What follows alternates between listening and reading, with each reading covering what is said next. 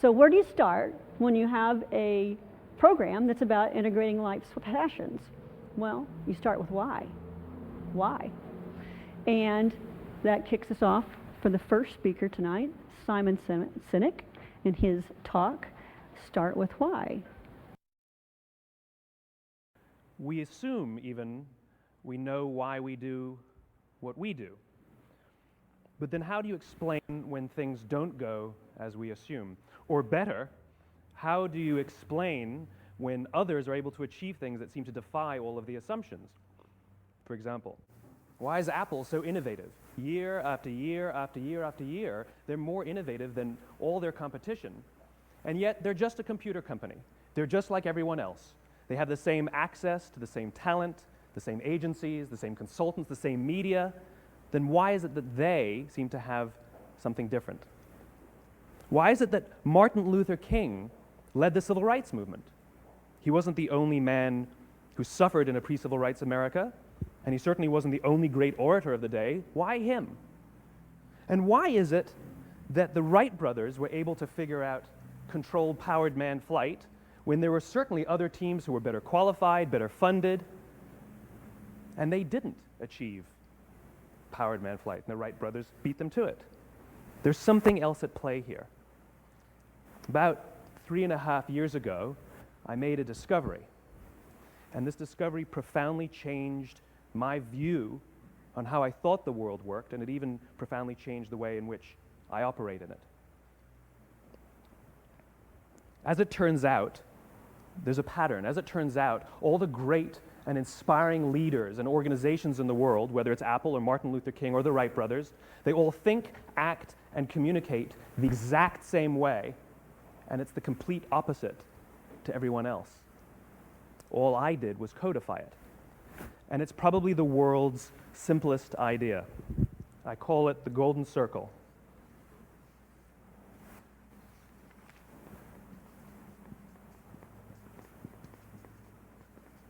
Why, how, what? This little idea explains why some organizations and some leaders are able to inspire where others aren't. Let me define the terms really quickly. Every single person, every single organization on the planet knows what they do, 100%. Some know how they do it, whether you call it your differentiating value proposition or your proprietary process or your USP. But very, very few people or organizations know why they do what they do. And by why, I don't mean to make a profit. That's a result. It's always a result. By why, I mean what's your purpose? What's your cause? What's your belief? Why does your organization exist? Well, as a result, the way we think, the way we act, the way we communicate is from the outside in. It's obvious. We go from the clearest thing to the fuzziest thing. But the inspired leaders and the inspired organizations, regardless of their size, regardless of their industry, all think, act, and communicate from the inside out. Let me give you an example. I use Apple because they're easy to understand and everybody gets it. If Apple were like everyone else, a marketing message from them might sound like this. We make great computers. They're beautifully designed, simple to use, and user-friendly. Want to buy one? Meh. And that's how most of us communicate. That's how most marketing is done, that's how most sales is done, and that's how most of us communicate interpersonally. We say what we do, we say how we're different or how we're better, and we expect some sort of behavior, a purchase, a vote, something like that. Here's our new law firm. We have the best lawyers with the biggest clients. We have, we always perform for our clients, do business with us. Here's our new car. It gets great gas mileage. It has, leather seats. Buy our car. But it's uninspiring. Here's how Apple actually communicates. Everything we do, we believe in challenging the status quo. We believe in thinking differently. The way we challenge the status quo is by making our products beautifully designed, simple to use, and user-friendly. We just happen to make great computers. Want to buy one? Totally different, right? You ready to buy a computer from me? All I did was reverse the order of the information. People don't buy what you do, people buy why you do it. People don't buy what you do, they buy why you do it. This explains why every single person in this room is perfectly comfortable buying a computer from Apple. But we're also perfectly comfortable buying an MP3 player from Apple, or a phone from Apple, or a DVR from Apple. But as I said before, Apple's just a computer company. There's nothing that distinguishes them structurally from any of their competitors. Their competitors are all equally qualified to make all of these products. In fact, they tried. A few years ago, Gateway came out with flat screen TVs. They're eminently qualified to make flat screen TVs. They've been making flat screen monitors for years. Nobody bought one.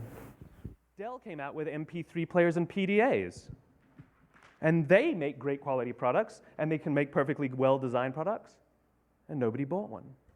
In fact, talking about it now, we can't even imagine buying an MP3 player from Dell. Why would you buy an MP3 player from a computer company? But we do it every day. People don't buy what you do, they buy why you do it. The goal is not to do business with everybody who needs what you have. The goal is to do business with people who believe what you believe. Here's the best part. None of what I'm telling you is my opinion. It's all grounded in the tenets of biology, not psychology, biology. If you look at a cross-section of the human brain, looking from the top down, what you see is the human brain is actually broken into three major components that correlate perfectly with the golden circle. Our newest brain, our Homo sapien brain, our neocortex, corresponds with the what level. The neocortex is responsible for all of our rational and analytical thought and language. The middle two sections make up our limbic brains, and our limbic brains are responsible for all of our feelings, like trust and loyalty. It's also responsible for all human behavior, all decision-making, and it has no capacity for language. In other words, when we communicate from the outside in, yes, people can understand vast amounts of complicated information like features and benefits and facts and figures. It just doesn't drive behavior. When we communicate from the inside out, we're talking directly to the part of the brain that controls behavior, and then we allow people to rationalize it with the tangible things we say and do. This is where gut decisions come from. You know, sometimes you can give somebody all the facts and your figures, and they say, I know what all the facts and details say, but it just doesn't feel right. Why would we use that verb? It doesn't feel right. Because the part of the brain that controls decision-making doesn't control language. And the best we can muster up is, I don't know, it just doesn't feel right.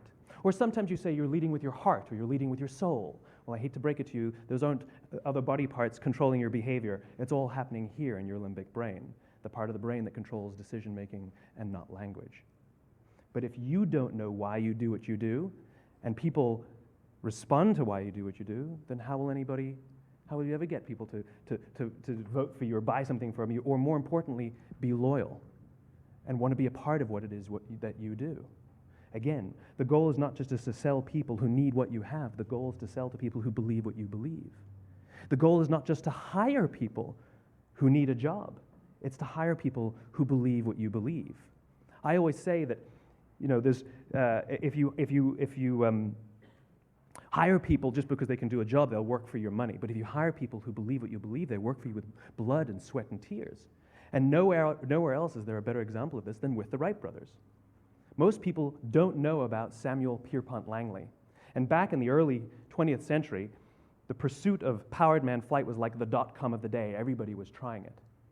And Samuel Pierpont Langley had what we assume to be the recipe for success. I mean, even now, when you ask people, why did your product or why did your company fail? And people always give you the same permutation of the same three things. Undercapitalized, the wrong people, bad market conditions. It's always the same three things. So let's explore that. Samuel Pierpont Langley was given $50,000 by the War Department to figure out this flying machine. Money was no problem. He held a seat at Harvard and worked at the Smithsonian and was extremely well connected. He knew all the big minds of the day. He hired the best minds money could find, and the market conditions were fantastic. The New York Times followed him around everywhere, and everyone was rooting for Langley. And how come we've never heard of Samuel Pierpont Langley? A few hundred miles away in Dayton, Ohio, Orville and Wilbur Wright. They had none of what we consider to be the recipe for success. They had no money. They paid for their dream with the proceeds from their bicycle shop. Not a single person on the Wright brothers' team had a college education, not even Orville or Wilbur. And the New York Times followed them around nowhere. The difference was Orville and Wilbur were driven by a cause, by a purpose, by a belief. They believed that if they could figure out this flying machine, it'll change the course of the world. Samuel Pierpont Langley was different. He wanted to be rich and he wanted to be famous. He was in pursuit of the result. He was in pursuit of the riches. And lo and behold, look what happened. The people who believed in the Wright brothers' dream worked with them with blood and sweat and tears. The others just worked for the paycheck. And they tell stories of how every time the Wright brothers went out, they would have to take 5 sets of parts because that's how many times they would crash before they came in for supper. And eventually, on December 17th, 1903, the Wright brothers took flight. And no one was there to even experience it. We found out about it a few days later. And further proof that Langley was motivated by the wrong thing, the day the Wright brothers took flight, he quit. He could have said, "That's an amazing discovery, guys, and I will improve upon your technology." But he didn't. He wasn't first. He didn't get rich. He didn't get famous. So he quit. People don't buy what you do, they buy why you do it. And if you talk about what you believe, you will attract those who believe what you believe. Well, why is it important to attract those who believe what you believe? Something called the law of diffusion of innovation. And if you don't know the law, you definitely know the terminology. The first 2.5% of our population are our innovators. The next 13.5% of our population are our early adopters. The next 34% are your early majority, your late majority, and your laggards. The only reason these people buy touch-tone phones is because you can't buy rotary phones anymore. We all sit at various places at various times on the scale, but what the law of diffusion of innovation tells us is that if you want mass market success or mass market acceptance of an idea, you cannot have it until you achieve this tipping point between 15 and 18% market penetration, and then the system tips. And I love asking businesses, what's your conversion on new business? And they love to tell you, oh, it's about 10% proudly. Well, you can trip over 10% of the customers. We all have about 10% who just get it. That's how we describe them, right? That's like that gut feeling, oh, they just get it. The problem is, how do you find the ones that just get it before you're doing business with them versus the ones who don't get it? So it's this here, this little gap, that you have to close, as Geoffrey Moore calls it, crossing the chasm. Because you see, the early majority will not try something until someone else has tried it first. And these guys, the innovators and the early adopters, they're comfortable making those gut decisions. They're more comfortable making those intuitive decisions that are driven by what they believe about the world and not just what product is available. These are the people who stood online for 6 hours to buy an iPhone when they first came out, when you could have just walked into the store the next week and bought one off the shelf. These are the people who spent $40,000 on flat-screen TVs when they first came out, even though the technology was substandard. And by the way, they didn't do it because the technology was so great. They did it for themselves. It's because they wanted to be first. People don't buy what you do, they buy why you do it. And what you do simply proves what you believe. In fact, people will do the things that prove what they believe. The reason that person bought the iPhone in the first 6 hours, or stood in line for 6 hours, was because of what they believed about the world and how they wanted everybody to see them. They were first. People don't buy what you do, they buy why you do it.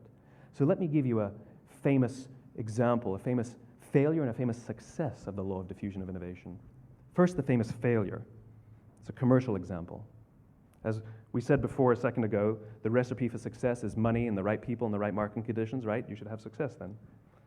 Look at TiVo. From the time TiVo came out about 8 or 9 years ago to this current day, they are the single highest quality product on the market. Hands down, there is no dispute. They were extremely well funded. Market conditions were fantastic. I mean, we use TiVo as a verb. I TiVo stuff on my piece of junk Time Warner DVR all the time. But TiVo is a commercial failure. They've never made money. And when they went IPO, their stock was at about $30 or $40 and then plummeted, and it's never traded above 10. In fact, I don't think it's even traded above 6, except for a couple of little spikes. Because you see, when TiVo launched their product, they told us all what they had. They said, we have a product that pauses live TV, skips commercials, rewinds live TV, and memorizes your viewing habits without you even asking. And the cynical majority said, we don't believe you, we don't need it, we don't like it, you're scaring us. What if they had said, if you're the kind of person who likes to have total control over every aspect of your life, boy, do we have a product for you. It pauses live TV, skips commercials, memorizes your viewing habits, etc., etc. People don't buy what you do, they buy why you do it, and what you do simply serves as the proof of what you believe. Now let me give you a successful example of the law of diffusion of innovation. In the summer of 1963, 250,000 people showed up on the Mall in Washington to hear Dr. King speak. They sent out no invitations, and there was no website to check the date. How do you do that? Well, Dr. King wasn't the only man in America who was a great orator. He wasn't the only man in America who suffered in a pre-civil rights America. In fact, some of his ideas were bad, but he had a gift. He didn't go around telling people what needed to change in America. He went around and told people what he believed. I believe, I believe, I believe, he told people. And people who believed what he believed took his cause and they made it their own, and they told people. And some of those people created structures to get the word out to even more people. And lo and behold, 250,000 people showed up on the right day, on the right time to hear him speak. How many of them showed up for him? 0. They showed up for themselves. It's what they believed about America that got them to travel on a bus for 8 hours to stand in the sun in Washington in the middle of August. It's what they believed, and it wasn't about black versus white. 25% of the audience was white. Dr. King believed that there are 2 types of laws in this world, those that are made by a higher authority and those that are made by man. And not until all the laws that are made by man are consistent with the laws that are made by the higher authority will we live in a just world. It just so happens that the civil rights movement was the perfect thing to help him bring his cause to life. We followed not for him, but for ourselves. And by the way, he gave the I have a dream speech, not the I have a plan speech. Listen to politicians now with their comprehensive 12-point plans. They're not inspiring anybody. Because there are leaders and there are those who lead. Leaders hold a position of power or authority, but those who lead inspire us. Whether they're individuals or organizations, we follow those who lead not because we have to, but because we want to. We follow those who lead not for them, but for ourselves. And it's those who start with why that have the ability to inspire those around them or find others who inspire them. Thank you very much.